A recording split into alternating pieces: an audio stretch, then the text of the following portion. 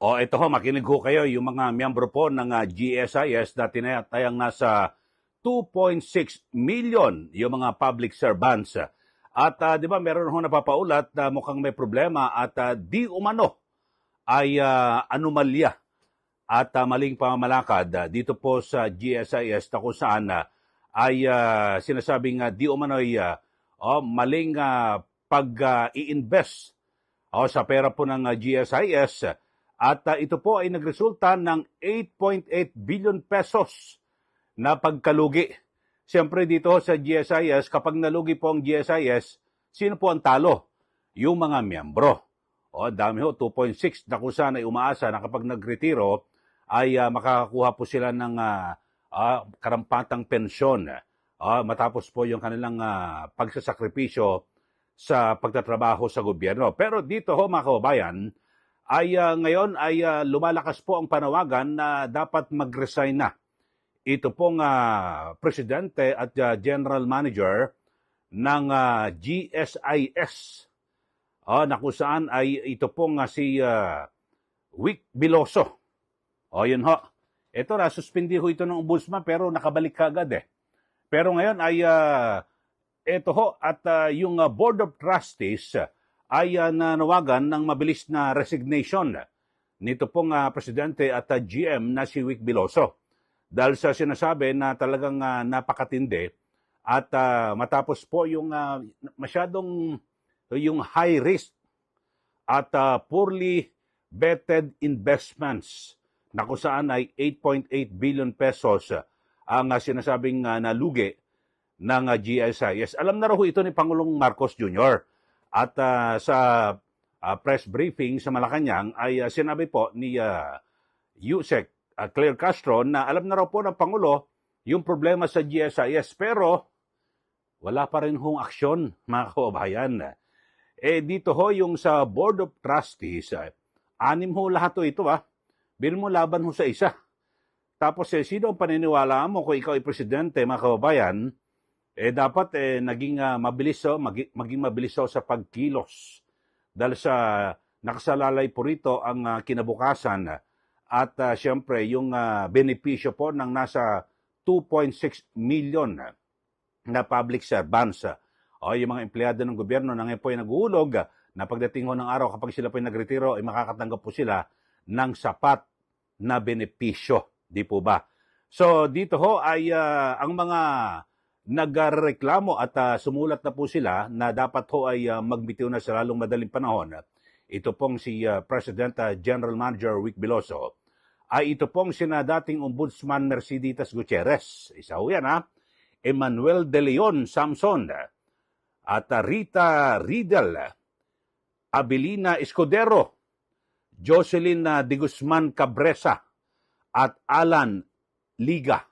Yun ho, na kung saan inaakusahan yung liderato ng GSIS na sila po ay talagang mukhang nagkaroon po ng maniobrahan dito po at di ba yung mga investment transaction kasi yung president at general manager meron ho siyang na hanggang kung magkano na pwedeng mag-invest. Ang sa aking pagkakalam pag nasa less than 1.5 billion pesos ay hindi na kinakailangan dumaan sa board.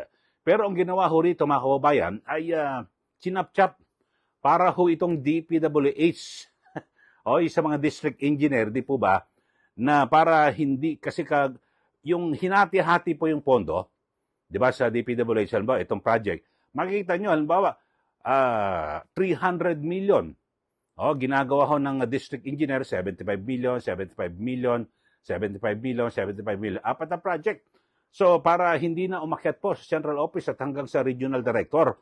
So, ganyan po, mga kababayan, ang ginawang palusot dito, di umano, ni President General Manager Wick Biloso. Pero pakinggan ho muna natin. Kasi ito, interesado ako sana rito na kung saan dapat ho ay maging listo mismo si Pangulong Marcos Jr. sa pag-aksyon sa mga ganitong problema. Pero na naman ho ito at posibleng anomalya na naman ho ito, mga kababayan. Sa ngayon, punong-puno na ho ng anomalya. Ang gobyerno natin, di po ba, yung sa flood control project, biruin nyo, mula 2023, nakalusot, 2024 nakalusot. 2025 ngayon lang ho nabisto matapos po ang 3 taon. At marami pong mga malalaking negosyante ay talagang sila po nanawagan na ng daglian at mabilis na pagresolba at magbigay po ng solusyon dito po sa napakalawak na sinasabing korupsyon sa ating gobyerno. Ito, pakinggan niyo muna yung press briefing dyan po sa Malacanang na kung saan ay kumpirmado, alam na po ni Pangulong Marcos Jr. yung problema sa GSIS. Pero wala pa hong desisyon. Biro mo, yung 6 na miyembro po ng Board of Trustees, laban po sa isa. Yung 6 na huyan mga kababayan, hindi naman mag-iimbento mga yan. Pero siguro, ito, panoorin nyo muna. Ito hong reaksyon ng Malacanang kaugnay ng nangyayaring gusot at sabihin natin kontrobersiya at skandalo diyan po sa GSIS. Pakinggan ho natin. Ito pong si Yusek Claire Castro.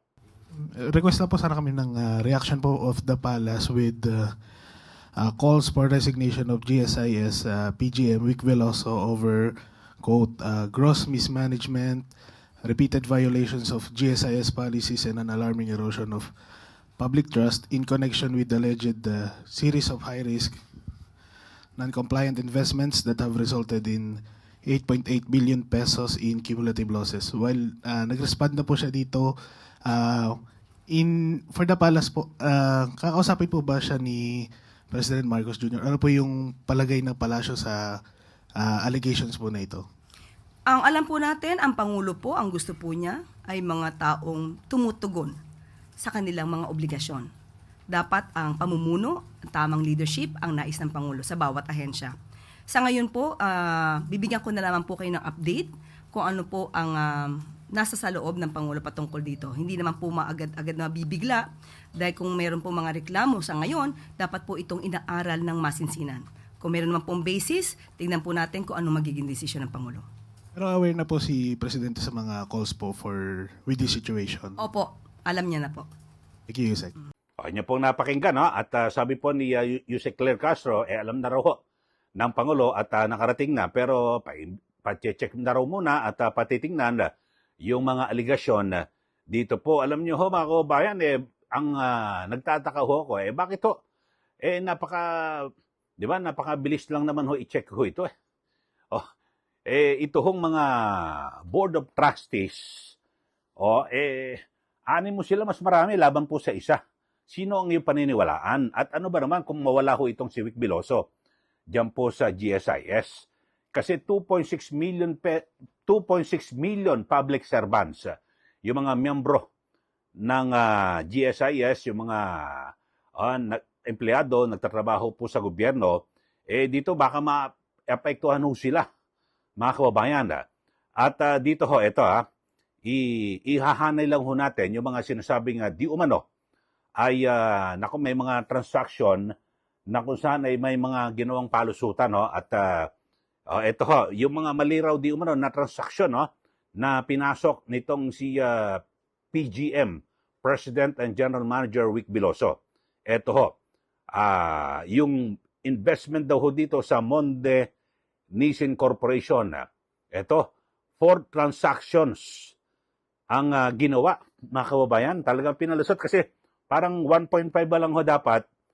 Pag lumagpas na sa 1.5 ay kailangan dumaan sa board So, ang ginawa ho rito, chinap-chap parang flood control.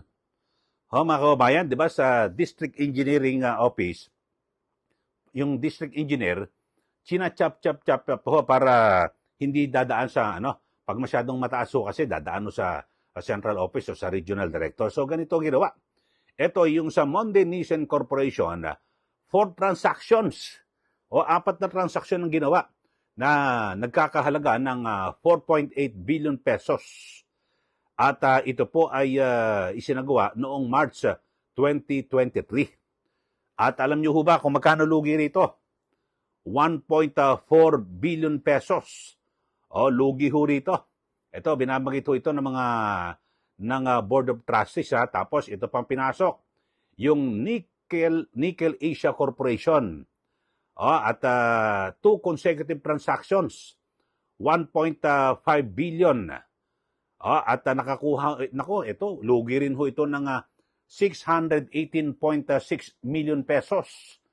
O, parang lahat po ng pinasukan na investment, lugi ah. Tapos pumasok din ho ito sa Bloomberg Resorts Corporation. Ang investment ho rito ay 1.45 billion investment. At ang ginawa na naman, in-split na naman ho, mga kababayan. Talaga ang modus ho rito, no?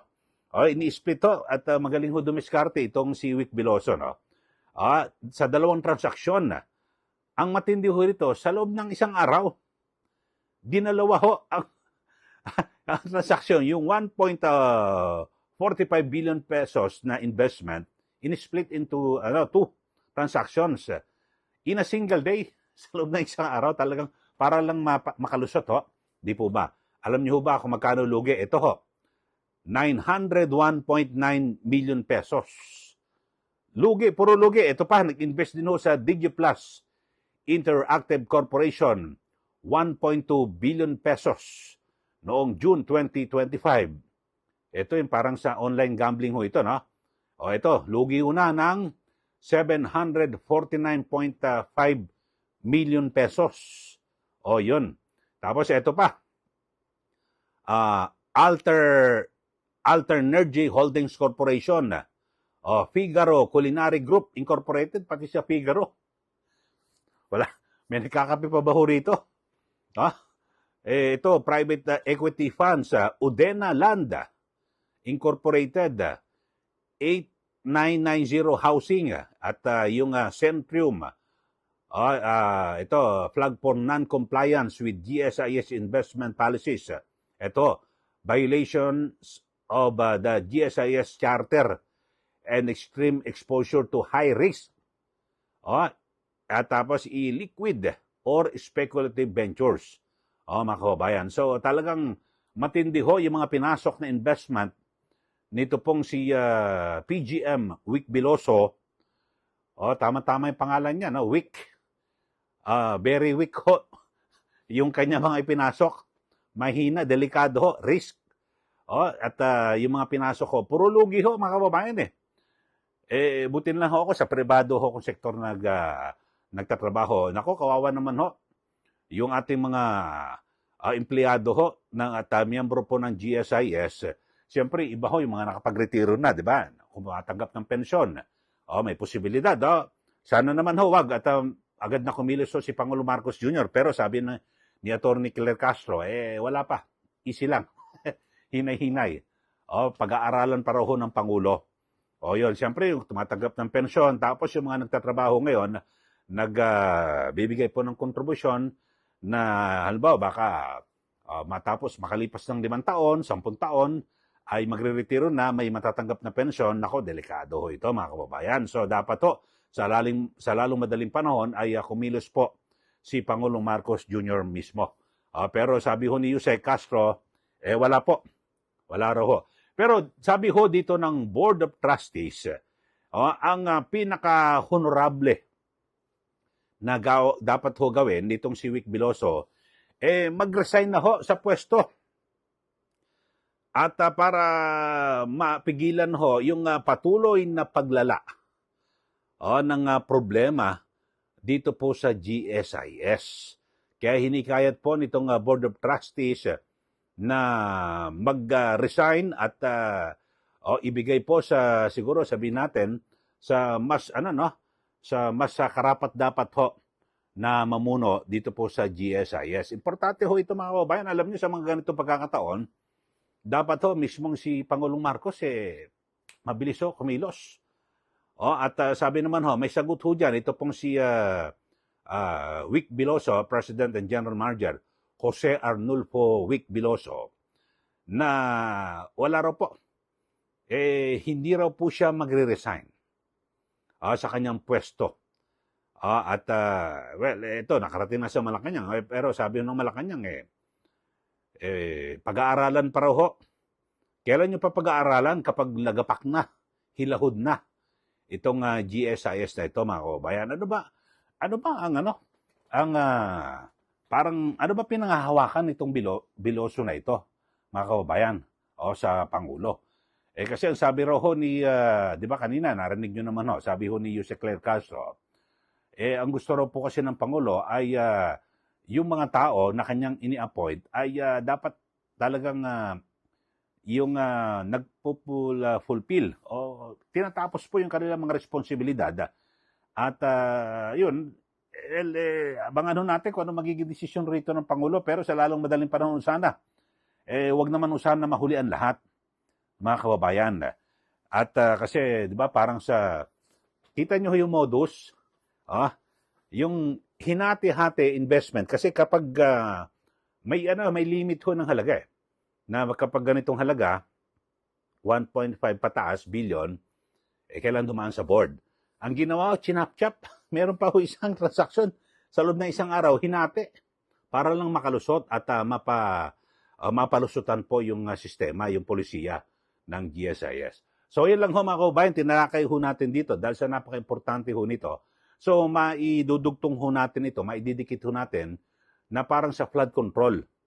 Di ba? Yung mga base sa mga kwento sa mga naunang Senate Blue Ribbon Committee hearing, na kung saan, yung mga pondo, chinap-chap-chap-chap ho. At makikita mo, kaya ang question bakit sa ganito, parang pare-pareho, 75 million, 75 million, 75 million, 75 million, parang pare-parehas. Mga kababayan, ni wala man lang butal-butal, halatang halata, di po ba? Parang ganyan din po nangyari sa GSIS di umano. Yun po ang aligasyon ng Board of Trustees, di po ba? So, pero ang Pangulo dapat abatan niya ho yan. Dapat maging mabilis po ang pag-aksyon dito at para wag na pong lumala ang sitwasyon at wag pong malagay sa balag ng alanganin ang nasa 2.6 million ho na mga public servants, yung mga miyembro ng GSIS. Kayo ho, ano masasabi niyo rito sa ating mga viewers, sa ating mga taga-subaybay dito po sa ating channel? Yung mga sinasabing di umano ay masasabing anomalya. Kasi may aligasyon, biro mo. May mga in-split-split ho yung mga investment para mapalusutan po yung mga polisiya. Tapos puro lugi. Lugi na lugi. Umabot na nga sa 8.8 billion pesos ang lugi. Di umano. Yun ho, biro mo, yung buong Board of Trustees, nagkaisa na sabihin ho na dapat mag-resign na ho itong yung President at General Manager ng GSIS na si Vic Veloso. 6 laban sa 1. Ako ho, kayo sino paniniwalaan nyo mga kababayan, kayo ho? Ako paniniwalaan ko itong Board of Trustees. Yung 6 na yan, wala naman sigurong gugustuhin dyan na sila ang mamuno pa o ano man. Walang politika. Dahil sa gusto lang ho nila na mapasaayos ang pondo at ang estado kalagayan po ng GSIS. So magbigay na po kayo ng comment dito po sa atin. Parang yung sa GSIS, parang sa flood control. China chap. Kaya lang sana wag humahuli ang lahat kasi sa flood control, nagsimula ng matindi ho, 2023. Isa ilalim po ng Marcos Jr. Administration, 2023, nakalusot. 2024, taas ng taas yung pondo sa flood control hanggang ngayon 2025, sumabog na po.